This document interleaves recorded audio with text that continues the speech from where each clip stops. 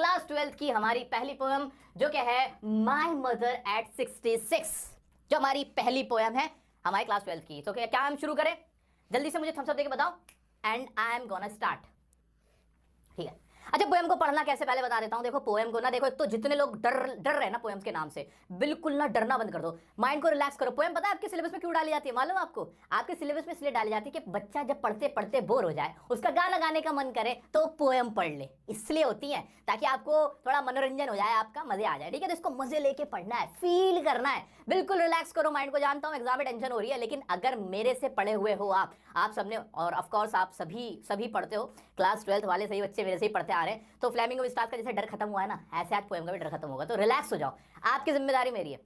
आज कर रहे हैं हमारी पोएम माय मदर एट 66। तो सारे बच्चे कह रहे हैं स्टार्ट कर दो, शुरू करते हैं दोस्तों। आइए, माय मदर एट 66 क्या है ये पोएम? जैसे कि इसके नाम से ही पता चल रहा है, हमें पोएम को पढ़ना कैसे चाहिए, हिंदी में क्या उसको समझना चाहिए, हिंदी में उसकी एक्सप्लेनेशन समझनी चाहिए। नहीं बेटा नहीं, क्यों? क्योंकि अगर हम हिंदी में समझेंगे तो एग्जाम में भी हिंदी में लिख के आ जाएंगे, इंग्लिश के पेपर में हिंदी लिखा हो क्या? नहीं नहीं नहीं, हमें पोएम को इस तरह से समझना चाहिए कि हमारी जो पोएम हो ना, हमारे सामने हमारे आंखों के सामने जो हमारी पोएम हो ना, जो हमारी पोएम हो, उसको पढ़ के, उसके स्टैंजा को पढ़ के हमें समझ में आ जाए कि इसमें लिखा क्या है। समझ रहे हो? है ना? वो ये ना, जैसे पोएम से याद आया, आज तो कविताओं की बात हो गई। आज मुझे कोई नहीं रोकेगा, आज मुझे कोई नहीं टोकेगा, आज मैं फुल पोएम कविताएं गाऊंगा, सुनाऊंगा और आपसे भी सुनूंगा। तो जैसे वो पोएम थी, क्या कहते हैं, कमल कोई कुमुदनी पर मचल बैठा तो हंगामा। अब ये पोएम शुरू करी कुमार विश्वास साहब ने, तो क्या आप जाकर उनसे पूछोगे? नहीं, पहले ये बताओ, इसकी एक्सप्लेनेशन बताओ, तब मैं समझूंगा इसको। नहीं भाई, तुम क्या करते हो, वाह वाह वाह वाह, तालियां पीटते हो ना। ऐसे इस तरह से पढ़ेंगे हम कि पोएम को पढ़ो और पढ़ते ही समझ में आ जाए, उस लेवल पे लेके जाना है। तैयार हो ना? आओ चलो शुरू करते हैं हमारी पोएम माय मदर एट 66। मैंने क्या कहा? पढ़ना नहीं है, पढ़ेंगे नहीं, इसको फील करेंगे, और फील मैं करा दूंगा, मैं फील करा दूंगा भाई, मैं फील कराऊंगा मेरे बच्चों को। सबको नजर आ रही है पोएम? अगर नहीं नजर आ रही तो कोई बात नहीं, आप अपनी अपनी किताब उठा के बैठ जाओ, जो एनसीईआरटी की आपकी इंग्लिश की बुक है। सो माय मदर एट 66, जैसा कि इसके नाम से ही पता चल रहा है, मेरी मम्मा जब 66 ईयर्स की थी। ये पोएम लिखी है कमला दास जी ने, जो कि एक मलयालम पोइट है, साउथ इंडियन पोइट जिसे हम कह सकते हैं। वो अपनी माँ को देख के कि उनकी उम्र अब 66 हो गई, वो बहुत ज्यादा तकलीफ में है, उनको खोने का डर है। आप अभी क्लास 12th के स्टूडेंट हो, आप सभी की उम्र 17-18 साल होगी।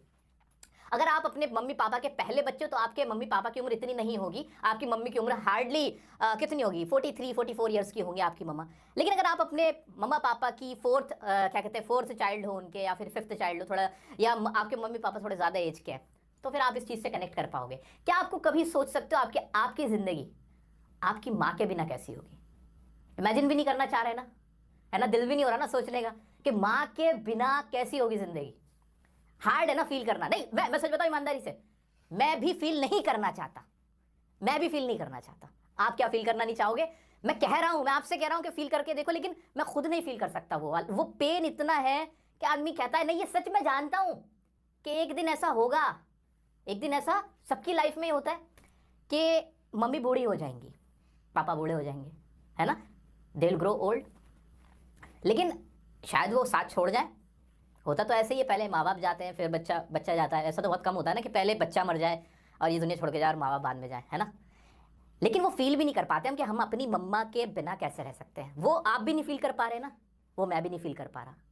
वही पोइट का हाल है। कमला दास जो है, वो जब अपनी माँ को देख रही हैं, वो अपनी माँ को जब देख रही है ना, उनको देख के कि कितनी इनका चेहरा पीला पड़ा हुआ है, कितनी बूढ़ी हो गई हैं, ये बिल्कुल मौत के करीब दिख रही है 66 ईयर्स की एज में, तो उनके दिल में भी ये ख्याल आ रहा है कि मैं अपनी माँ को कैसे देखूं इतना बूढ़ा होते हुए, मैं अपनी माँ को अपने से दूर जाते हुए कैसे देखूं, कैसे मैं इस दर्द को सहूं कि मैं अब इन्हें खोने वाली हूं। ये पोइट फील कर रहे हैं, इसलिए वो अपना ध्यान हटाने के लिए क्या करती है, इधर उधर देखने लगती है, वो अपना ध्यान हटाना चाहती हैं। यही पूरी कहानी है, पूरी पोएम। मैंने आपको थीम बता दी इसकी। क्या है इस पोएम की थीम? आ जाओ, इतने इमोशनल मत हो, आओ एग्जाम भी देना है, आओ। तो क्या है इस पोएम की थीम? क्या है मेरे बच्चा इसकी पोएम की थीम क्या है इस पोएम की थीम? इस पोएम की थीम ही ये है, क्या? Fear of losing one's mother, अपनी मां को खोने का डर। इस पोएम की थीम सबसे बड़ी यह है कि जो राइटर है, she has a fear of losing her mother. क्या इंग्लिश में नहीं लिख सकते? कोई मुश्किल बात है क्या? थोड़ा मुश्किल सेंटेंस है? नहीं सर, लिख देंगे। अगर कोई पूछेगा, कहीं क्वेश्चन में लिखना पड़ा आंसर में मुझे कि what is the theme of, या what is the fear of writer, या what is the theme of the poem my mother 66, तो क्या है? The fear of losing her mother. किस चीज का फियर है? मम्मी को लूज करने का। इज इट क्लियर और नॉट? इज इट क्लियर ना? और क्या है इसकी थीम? मदर इज फ्रेजाइल है, ओल्ड है, वेन है, कॉर्प्स लाइक है। माँ कैसी हो गई है? फ्रेजाइल, वीक, नाजुक हो गई हैं। फ्रेजाइल वर्ड लिख के आना मेरे बच्चों, एग्जाम में ये मेंशन करना, फ्रेजाइल वर्ड इंपॉर्टेंट है, इंपॉर्टेंट है बच्चों, इंपॉर्टेंट है। मदर कैसी है? फ्रेजाइल है, ओल्ड हो गई है, वेन मतलब बहुत पीली पड़ गई है, कॉर्प्स लाइक बिल्कुल मुर्दा जैसी हो गई है। कहते हैं कि बिल्कुल मुर्दा सा हो गया ये। मुर्दा सा मतलब कि बिल्कुल मौत के करीब है, मरने की हालत में। अब उस चीज से ध्यान हटाने के लिए राइटर क्या करता है या क्या करती है? यंग ट्रीज को देखती है, स्प्रिंटिंग ईयर्स है पास, और देखती है कि साल बीत गए हैं, सब कुछ बदल गया है, और वो ट्रीज को देख के अपना ध्यान भटकाती है। ये तो मोटी मोटी थीम थी। मैं तो पूरी आपको पोएम समझाने वाला हूँ, मैं तो आपको पूरी पोएम समझाने वाला हूँ, एक एक वर्ड। आओ आओ जरा इस पोएम को देखते हैं। हमें नहीं पता कि इसका मीनिंग क्या है, समझने की कोशिश करते हैं स्टैंजा को पढ़ के। जैसे वो एक कोई दीवाना कहता है, कोई कोई पागल समझता है ना, हाँ कोई पागल समझता है, तो हम समझ लेते हैं ना कि कोई दीवाना कहता है मतलब कि हाँ कोई किसी को दीवाना कह रहा है, कोई किसी को पागल कह रहा है। मगर क्या था आगे? आगे क्या था? मैं भूल बहुत जाता हूँ गाने, मैं सुनता कम हूँ दरअसल। तो ये कविता, इसमें कुमार विश्वास साहब ने आगे यही तो बोला है कि मगर धरती की बेचैनी को बस बादल समझता है। तो हम एकदम खुश हो जाते हैं, वाह वाह। ऐसे इसको पढ़ो ना, इसको पढ़ो और इसको समझो। अब इसमें हंसने की बात हो तो हंस देना, रोने की बात हो तो रो देना। क्या लिखा है? My mother at 66 driving from my parents home to Cochin last Friday morning I saw my mother beside me. भाई कोचिन से home to coaching, parents home to coaching, coaching जाते हुए लास्ट फ्राइडे मैं कहाँ बैठी थी? मॉर्निंग में, सुबह में मैंने अपनी माँ को देखा अपने बराबर में बैठे हुए। तो राइटर ने क्या देखा कि वो कोचिंग से, घर से कोचिंग जा रही, क्या कहते हैं, मेरे पेरेंट्स होम से कोचिंग जा रही थी लास्ट फ्राइडे को, तो वो ना अपनी माँ को बराबर में बैठे हुए देखती है। अब वो बैठे हुए जब देख रही थी, निहार रही थी अपनी माँ को कमला दास जी, तो वो क्या देखती है? डोज, वो ऐसे वाई ले रही है, ओपन माउथ है, मुंह खुला है, हर फेस एशन लाइक दैट, बिल्कुल चेहरा पीला हुआ है एकदम जैसे राख होती है उस तरह से, of a corpse, and realize with pain that she was as old as she looked. वो क्या करती है? वो क्या करती है? उन्हें ना वैसे क्या कहते हैं, अपने घर से कोचिंग जाना था, अपने घर से कोचिंग जाना था राइटर को। तो अपनी माँ को ये देख रही थी वहाँ पे बैठे हुए, देख रही थी एयरपोर्ट की तरफ निकलते हुए, तो वो देख रही थी। तो वो क्या देख रही थी कि माँ कैसी हो गई है, बिल्कुल मुंह खुला हुआ है, डोज कर रही है, और पूरा पीला चेहरा हुआ है, एकदम मुर्दे की तरह हो गई है, बहुत कमजोर हो गई है, फ्रेजाइल हो गई है ना। और वो इतनी बूढ़ी दिख रही है जितनी बूढ़ी दिखनी चाहिए, जैसी वो दिख रही है उतनी ही बूढ़ी है, मतलब वो बहुत ज्यादा बूढ़ी हो गई है, वो डेथ के करीब है, मरने के करीब है, ऐसी उनकी हालत हो गई है। ठीक है, आगे बढ़ जाओ, और थोड़ा सा मैंने बड़ा कर दिया, आपको नजर आ जाए। आगे बढ़ते हैं। इतना अगर कोई स्टैंजा पैराग्राफ आपके एग्जाम में आया, समझ पाओगे ना? समझ पाओगे ना? इंग्लिश में लिख दोगे ना कि writer when writer was going to coaching from her parents home, ऐसे करके नहीं लिख पाओगे क्या? लिखोगे ना? समझ में आ रहा है ना? कैसी हो रही है राइटर की माँ? माँ कैसी हो रही है? She is looking old, she is open mouthed, ऐसे करके she is looking like a corpse, ऐसे कर दोगे ना? बना पाओगे ना? इतना बना पाओगे? आ रहा है कॉन्फिडेंस? आगे बढ़ते हैं। और क्या था? She was as old she looked but soon put that thought away, but put that thought away, उन्होंने उस थॉट को अवे कर दिया, यानी इस सोच को, ये जो दर्द था, इसको पेन को उन्होंने दूर किया। कैसे दूर किया? कैसे दूर किया? देखो ना, looked out at young trees sprinting, the merry children spilling out of their homes। उन्होंने कैसे दूर किया? कैसे दूर किया कि जो यंग ट्रीज थे वो ऐसे ऐसे निकलते जा रहे थे। पेड़ नए होते हैं, पौधे होते हैं, एक नई जिंदगी की शुरुआत होती है। माँ बूढ़ी है, पेड़ जवान है, नए हैं, यंग है ना। और बच्चे भी क्या कर रहे हैं? खेल रहे हैं, इधर उधर टहल रहे हैं अपने घरों के बाहर। तो बच्चे क्या पे सिचुएशन कैसे दिखाई? एक कंट्रास्टिंग सिचुएशन दिखाई। क्या दिखाई? Contrasting situation. कैसे कि माँ बूढ़ी हो रही है, मौत की तरफ जा रही है, और बच्चे नए हैं, जवान हैं, ऊपर की तरफ जा रहे हैं। तो यहाँ पे क्या बताया गया? The truth, the harsh truth of the life is shown here. यहाँ पे क्या शो किया गया? जो जीवन की हार्श रियलिटी है उसको बताया गया कि जो ओल्ड होता है वो ओल्ड होता चला जाता है, और वही जो जवान होते हैं, जो नए न्यू बॉर्न होते हैं, वो ग्रोन अप हो जाते हैं, है ना। इज इट क्लियर और नॉट बच्चों? समझ आए वाले स्टैंजा? क्या मैं आगे बढ़ूं? आगे बढ़ते जल्दी से।